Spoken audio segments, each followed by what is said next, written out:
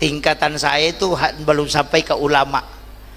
Makanya saya selalu biasa minta jangan panggil kiai. Kiai itu susah pak.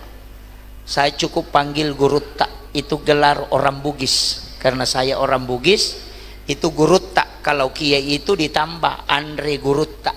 Iya. Nah, ya. Jadi kalau bilang gurutta berarti itu ustaz.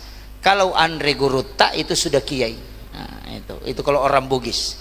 Jadi saya tidak mau dipanggil kiai, karena itu belum sampai ke situ. Kiai itu tidak mudah pak, harus menguasai 9 ilmu. Ya. Makanya kalau ustaz itu lebih aman. Ya. Jadi jangan panggil kiai. Itu saya minta jangan terlalu dianggap, itu tidak boleh.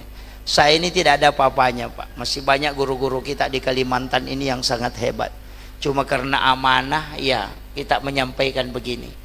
Makanya mau sepakat tidak sepakat, saya sudah kalau menyampaikan selesai.